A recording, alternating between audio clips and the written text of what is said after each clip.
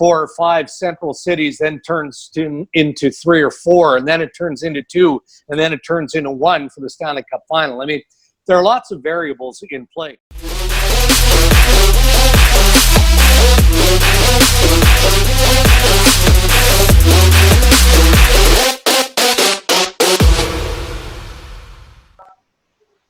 Hello, everybody. Welcome to the 16th official episode of the Underrated Podcast, the podcast where we talk to you about sports and rant about a bunch of stuff that we think should be ranted about. I'm Matt, or not Matt, I'm Braden. This is Matt. And we have a special guest today, Gemini award-winning sportscaster, currently on TSN. He's working for TSN's Hockey Insider.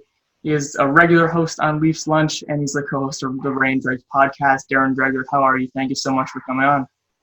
I'm doing okay. I mean, you guys know what it's like, right? We're all essentially locked down here in Brooklyn, Ontario, Canada, and just trying to get by. I mean, through the magic of technology, be it, through programs like this, Zoom sessions, Skype, all sorts of different electronic opportunities. I'm just staying pretty busy, doing a lot of things for TSN and TSN.ca and radio around the world. So, other than not being able to travel, my workload hasn't changed a whole lot. And that's awesome. And we know that you are also involved with minor hockey, especially here in Whitby. During this whole pandemic, do you think there's a good way for the kids to get back on the ice? No, unfortunately there isn't. And that's a tough one. You're right. I went down the minor hockey path. I was on the board with the Whitby Minor Hockey Association for a few years, and my son Mason, who went to Brooklyn High School as well and played on that provincial championship team, came up through the ranks of Whitby Minor Hockey, did all the summer schools and all of the clinics that a lot of hockey players go through in the summer. But the truth is, until the world gets to a safer place, and particularly here in Ontario, I don't expect the province or the health authorities to loosen some of the restrictions. And personally speaking, I think that's a small price to pay. It's short-term pain for long-term gain. So I doubt very much that any of the minor hockey players who aren't allowed to train on the ice, now or in the foreseeable future, are going to miss out on anything. As long as we continue to do what we have to do, take the measures we have to stay safe, then that means that the world and our world is going to be a better place, and we'll all get back onto the ice and doing the things that we love to do sooner rather than later. And there's some also discussion around the NHL, the older guys in the NHL, that are being affected by the break. And do you think that we might have seen some of these older guys' last games in the NHL? I mean, it's possible for sure. Anytime there's a stoppage in play, and normally it's been, because of a work stoppage, like a labor dispute, a lockout, whatever, you see certain casualties of that where veteran players who are at the end of their contract just can't find a place back in the NHL when the NHL resumes. That could be the case. I don't think it's going to be as dramatic as what it's been historically in terms of talking about the lockouts and such that we've seen in the National Hockey League. But there could be a couple or a few players. It all depends on how long this NHL shutdown or the stoppage in major sport, continues. If through some miracle, the National Hockey League and sports in general are able to return, in the next few weeks, several weeks, if you will, then I think that it's less likely that you're going to see veteran players be out of jobs. I mean, they've got to finish the season to some degree. The plan is, when safe enough to do so, to play some regular season games and get into the postseason and hoist that Stanley Cup again. So they're going to try and jam as much of that into this summer as they possibly can. Now, beyond that, it could get tricky because they also are going to have to condense next year's schedule. And the priority next year is to play a full 82-game regular season. So there's going to be some real tough decisions on key players. And some of those players who are pushed onto the sidelines, could be players who are near or at the end of their career and are out of a contract. But we probably won't know that until perhaps as early as the fall. I just have kind of a follow-up question about that. You were talking about some guys who are kind of at the end of their contracts, not finding jobs in the NHL. Do you think that if, for example, the salary cap's affected in the NHL, do you think we'll see a lot more players going overseas, like, for example, the KHL or even like, for example, Liga in Sweden, or do you think that they will just call it quits right there? Well, number one, I'd be careful in getting too caught up in what you're hearing specific to the salary cap. I believe that the NHL and the Players Association are going to bargain to a salary cap that makes sense. And that salary cap could be flat. It could be very similar to what we're seeing now in the National Hockey League, so just over an $80 million salary cap. So there are going to be tough decisions that are going to have to be made. I mean, that goes without saying. And look, I mean, if there are players who are pending unrestricted free agents that don't have an NHL job next season and they still feel like there's opportunity and they have game left, then you're right. I mean, some of those European opportunities could be there for them. But it still feels to me like we need a lot of time and a lot of things to change in our world.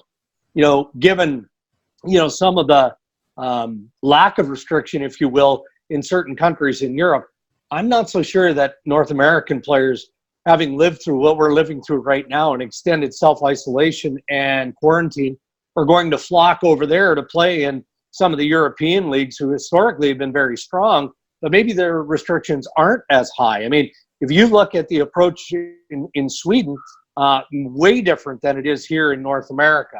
So I don't know. I think we're going to have to put that in the category of time will tell, specific to, you know, who loses a job and whether or not they continue to look for opportunity overseas. All right. Now, I know that you're a regular host on Leafs Lunch as well. What do you think that, I kind of have an opinion on what the Leafs' main focus should be this offseason, but what's kind of your opinion on what their focus should be so far? Well, it's going to be interesting to see what they do with their defense, right? You know, they extended Jake Muzzin, and I think that was an important extension because otherwise you have three significant holes. You know, if Muzzin doesn't come back, you know, then you've got Muzzin, you've got Tyson Barrie, and you've got Cody Ceci. I don't think the Toronto Maple Leafs can afford to bring Tyson Barrie back. I don't think they're going to bring Cody Ceci back, but they've got some interesting pieces internally.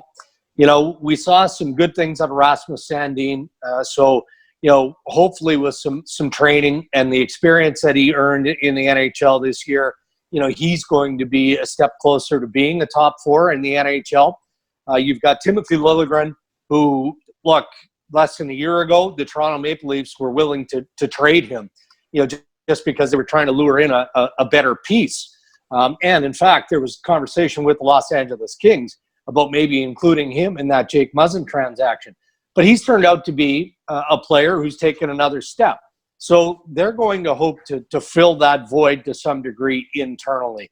And if they're able to do that, then I think they'll be less active on the open market. But they do have other pieces up front, if needed, to, you know, kind of comply with salary cap restrictions that they could move out. Or otherwise, they could include in a better option that makes them stronger on that back end. So there's a number of things that Kyle Dubas can look at. I was actually just about to mention that as well. I think for me, the one thing the Leafs kind of need to focus on the most is that kind of back end for me, especially getting into playoff hockey. When you look, for example, a team like Boston, how they just have their point production so spread out over their four lines. And meanwhile, you've got Toronto focusing all their point production on their top two lines. For me, I think they really need to focus on more of those bottom six players who don't seem to be producing as much as, for example, Marner, Tavares, or even, for example, right, Hyman on the first line. Yeah, and who knows, you know, what their intention is in addressing that bottom six. I mean, they signed Barabanov, who's an interesting free agent signing coming out of the Continental Hockey League.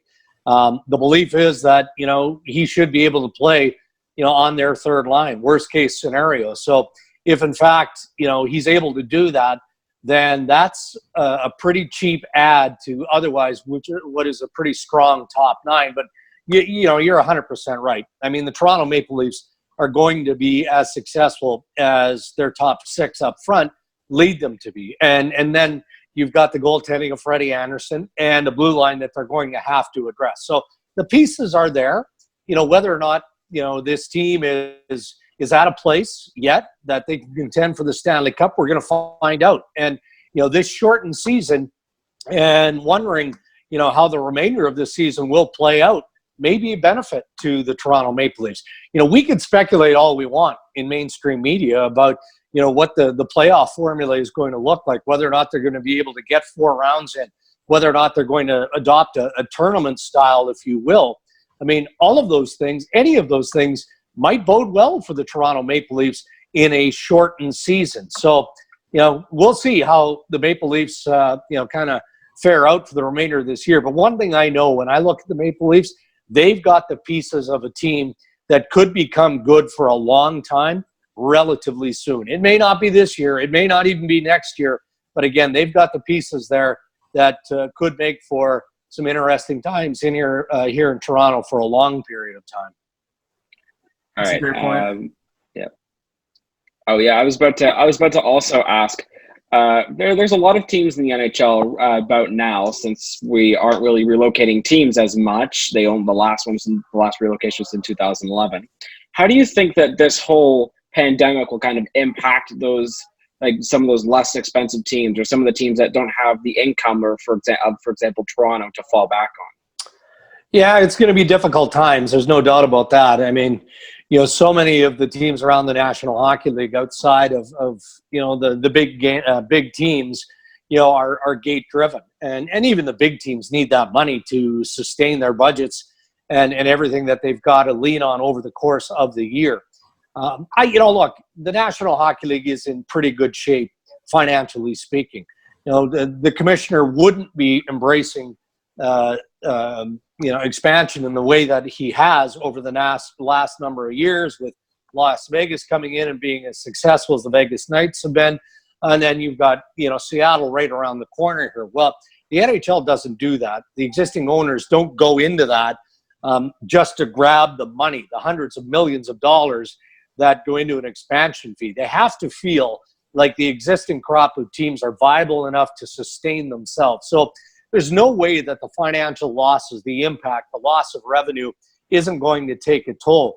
But it'll take a toll on the league collectively, not just the number of teams who are gate-related and gate-driven. So everybody's going to feel the pain and suffering, no doubt about that. And will a team maybe like the Florida Panthers, who are already in like revenue trouble, may see a relocation or just taken out of the league in the future? I don't see it. Not the foreseeable future. I mean, you never know, right?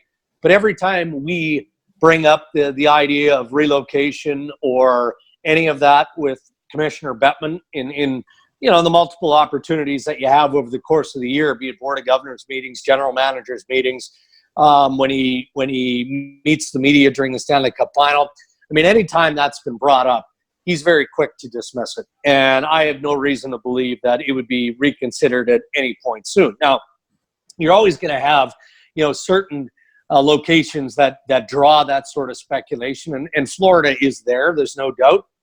But even when Tom Dundon bought the Carolina Hurricanes, many believed that the reason Tom Dundon was buying the Hurricanes was so that he could relocate that franchise to Texas and perhaps Houston. But yet, Tom Dundon seems to like North Carolina.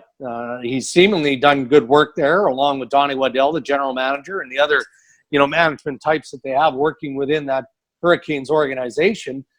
So anytime you hear the speculation on relocation, it's easily dismissed, because more often than not, it is just speculation. There may be discussions, and there may be the odd ask, if you will, from time to time, but I don't get the sense ever that Bettman and company take it for serious discussion or consideration.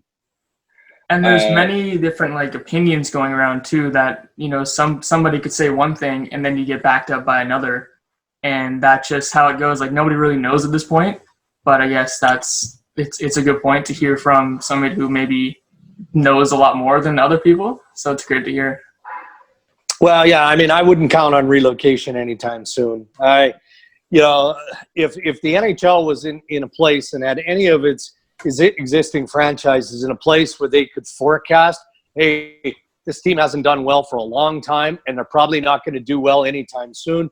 We've got Quebec sitting there. We've got Seattle potentially sitting there. Let's consider this and let's push off expansion. They didn't do that. They didn't do that. They jumped on board with expansion in Seattle, and for me, that's a pretty clear message that relocation won't be on the table anytime soon.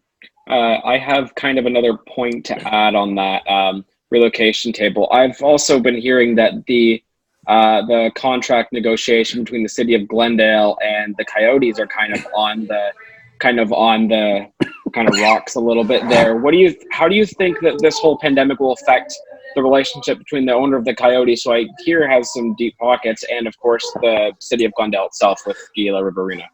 Well, they're going to have to learn to get to work together. There's no question about that. The new owner of the Arizona Coyotes is highly regarded by fellow owners and by the National Hockey League. And, Glendale has always been a problem area for the NHL, and particularly for Arizona Coyotes fans because of accessibility. It's not the perfect location. And I believe that the new owner of the Arizona Coyotes is going to kind of pick up where some of the owners or previous regimes left off, and that's continuing to build towards getting a new arena and grabbing a new location. Perhaps they can partner again with Arizona State. I don't know if that deal is dead, or perhaps they've got something else. But the idea of building a new arena outside of Glendale isn't going away, and I believe that will be a high priority for new ownership in Arizona. And then we see like maybe NHL legends, like retired players and active players, have their opinion or commenting on when hockey's going to resume. Active players such as maybe Brendan Gallagher is commenting on that. But Wayne Gretzky made a comment saying that it, like on hockey resuming in June and carrying on to the summer, will it look different, and how will it affect the 2020-21 season?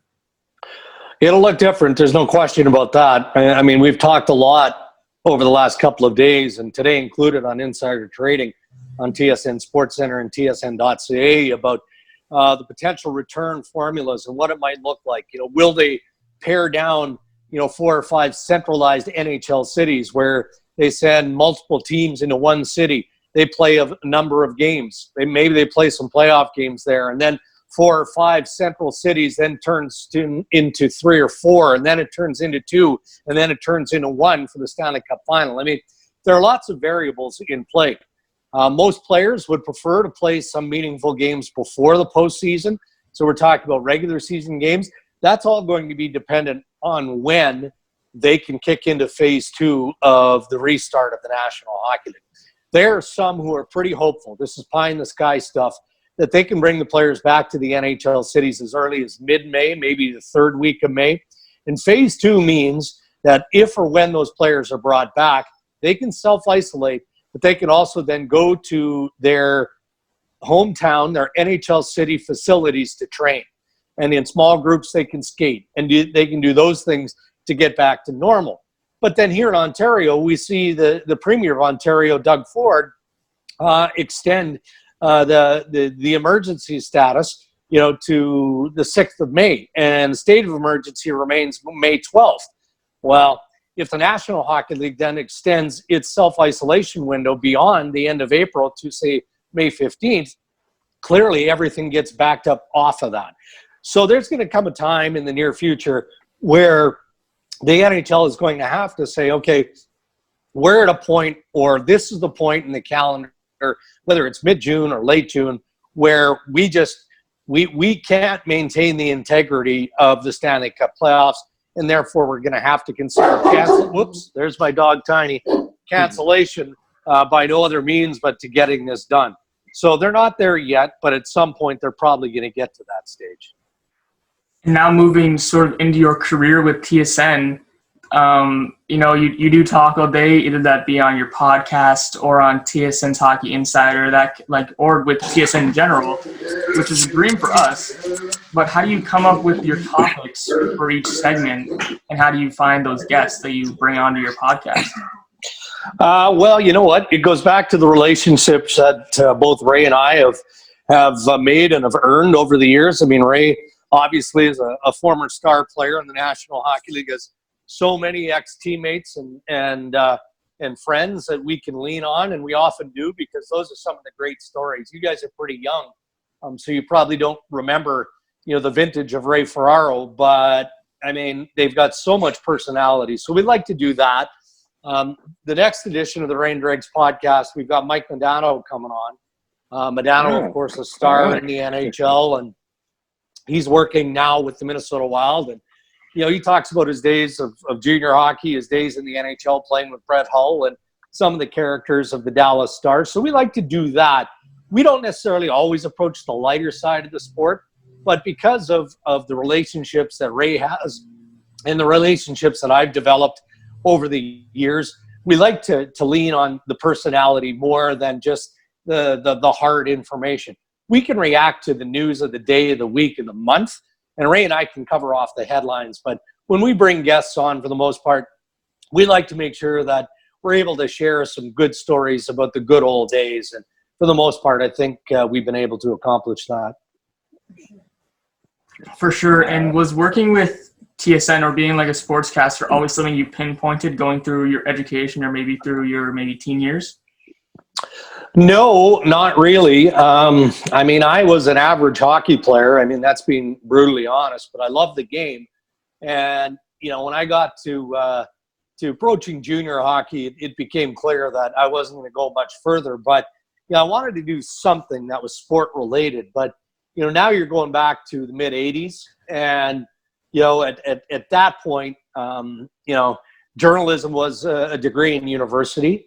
So I wasn't sure that I wanted to be a writer, but I felt like I wanted to be involved in the sport world and broadcasting to some degree. And I just happened to be driving with my mom into a city in Saskatchewan, Yorkton, and I heard this radio ad for a tech school in Saskatoon, a broadcast academy. And I went, I feel like I could do that. Pretty sociable guy, always had a strong opinion, always wanted to debate, argue, always had a thirst for information, that sort of thing. And so I applied in my grade 12 year in high school, and I got in, and it was a 2-year program. And in fact, before my first year was over, I was getting job interviews from radio stations in Western Canada. So that was kind of how my career launched. And I spent a number of years doing radio, and then I shifted over to television, moved into television in Winnipeg, moved into Edmonton in 1998 to host the Edmonton Oilers games and to do local television in Edmonton. And then in 1998, Sportsnet launched in Canada with a head office here in Toronto. And I was offered a job to leave Edmonton to come to Toronto to be the host of the NHL games originally on Sportsnet. So I couldn't turn down that opportunity and took that job and worked for probably 8 years at Sportsnet. Was offered a job to jump from Sportsnet to TSN in 2006 to become a hockey insider based on the relationships that I had made over the years. And I did that. And that's pretty much brings us to today. Wow. And anyways, we thank you so much for coming on. Yes, I think Matthew has a question too. You were talking about Ray Ferraro's career, and funny enough, on the day that you mentioned Mike Modano, I'm wearing an old Classic Stars jersey. Yeah. But I think I remember correctly. I for some other reason am just obsessed with the Thrashers, and I always research about them and all that stuff. And I think at one point, I think it was around the early 2000s, Ray Ferraro actually did play for Atlanta at one point, I believe. Yeah, he did. He definitely did. And we've had a couple of guests specific to that experience. Jeff Odgers was on that team with Ray Ferraro. Jeff Odgers was a line mate of Ray Ferraro in Atlanta, and he was my line mate with the Langenberg Warriors back in minor hockey and bantam hockey way back in the day in Saskatchewan. So we have a lot of fun with Ray Ferraro's former teammates, and we've had a few Atlanta Thrashers on to tell some unbelievable stories. Yeah, we could talk all day with you. I think it's I think we should let you go now. Thank you so much for coming on. It's been a huge honor to have you on. All right, guys. Well, thank you for your time. Thank you for your interest, and good luck moving forward. I know you guys are enduring some tough times as well, but you're clearly making the most of it and doing your best. And here's hoping you can get back to Brooklyn High School sooner than later.